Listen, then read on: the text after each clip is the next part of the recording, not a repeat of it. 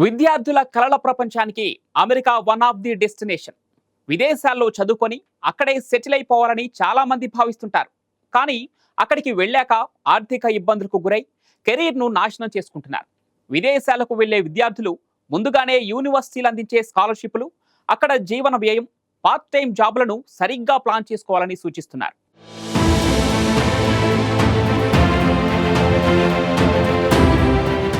విదేశీ విద్యకు మన దేశంలోనే కాదు ఇతర దేశాల్లోనూ డిమాండ్ ఉంది. ముఖ్యంగా అమెరికా, యూకే, కెనడాల్లో చదువుకునేందుకు పలు దేశాల నుంచి ప్రతి ఏటా విద్యార్థులు వెళుతూ ఉంటారు.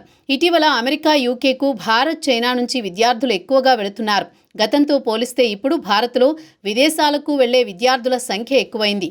ధనికులు మాత్రమే కాకుండా మధ్యతరగతి కుటుంబాలు సైతం తమ పిల్లల్ని ఉన్నత చదువుల కోసం విదేశాలకు పంపుతున్నారు. అయితే విదేశాల్లో చదువుకునే విద్యార్థులకు భారీగా ఖర్చు అవుతుంది. ట్యూషన్ ఫీజులు, అక్కడ ఉండేందుకు వసతితో పాటు జీవన వ్యయం కూడా భారీగా ఉంటుంది. దీంతో చాలామంది బ్యాంక్ లోన్లు తీసుకుని విదేశాలకు వెళుతుంటారు. కానీ చాలామందికి ఆర్థిక స్తోమత కారణంగా బ్యాంకుల నుంచి లోన్లు వచ్చే అవకాశం లేదు. దీంతో చాలామంది విద్యార్థులు స్కాలర్షిప్లు, గ్రాంట్ల కోసం ట్రై చేస్తూ ఉంటారు. ప్రపంచవ్యాప్తంగా అనేక కంపెనీలు మెరిట్ విద్యార్థులకు స్కాలర్షిప్లు అందిస్తాయి. ఇక విదేశీ విశ్వవిద్యాలయాలు సైతం విద్యార్థుల కోసం స్కాలర్షిప్లు, గ్రాంట్లు ఇస్తాయి.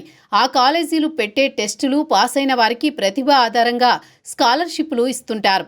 యూకేలో ఏదైనా యూనివర్సిటీలో చదువుకోవాలనుకునే అర్హత కలిగిన మాస్టర్స్ డిగ్రీ విద్యార్థులకు చెవినింగ్ స్కాలర్షిప్ పూర్తి ఆర్థిక సహాయాన్ని అందిస్తుంది.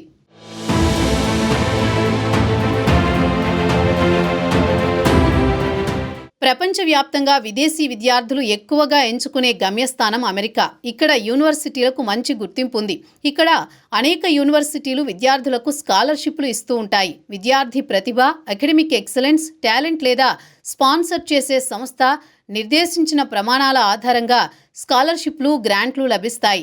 ఆర్థిక అవసరాలు ఉన్న విద్యార్థులకు ప్రభుత్వాలు, ప్రైవేట్ సంస్థలు, ఇతర సంస్థలు గ్రాంట్లు అందిస్తాయి.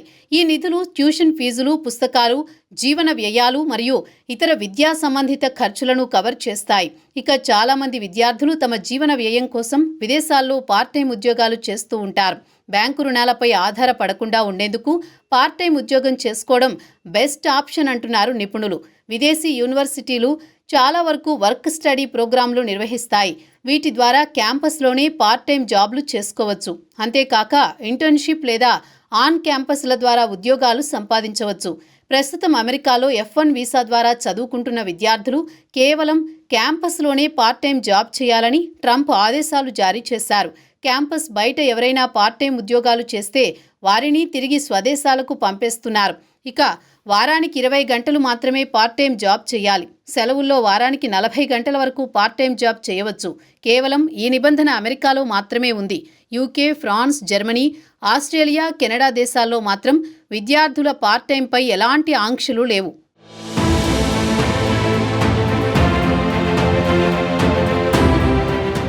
విదేశాల్లో చదువుకోవడం అంటే చాలా ఖర్చుతో కూడుకున్న పని. అమెరికా, యూకేతో పోలిస్తే జర్మనీ, స్పెయిన్ వంటి దేశాల్లో తక్కువ ట్యూషన్ ఫీజులుంటాయి.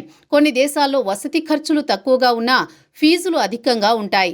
దీంతో పూర్వ విద్యార్థులు నిపుణుల సలహా మేరకు ఖర్చులను అంచనా వేసుకోవచ్చు.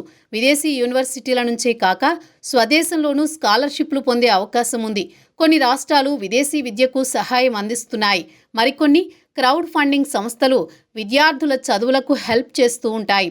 ఇలా విదేశాల్లో చదువుకునే విద్యార్థులకు పలు ఆప్షన్లున్నాయి. అయితే చాలామంది విదేశీ విద్య పేరుతో అక్కడికి వెళ్లి అనేక ఇబ్బందులు పడుతున్నారు. మరికొంతమంది చెడు అలవాట్లకు దగ్గరై కెరీర్ను నాశనం చేసుకుంటున్నారు. అయితే విదేశాలకు వెళ్లాలనుకునే విద్యార్థులు ఎవరైనా ముందుగానే కెరీర్ను ప్లాన్ చేసుకోవాలని నిపుణులు సూచిస్తున్నారు.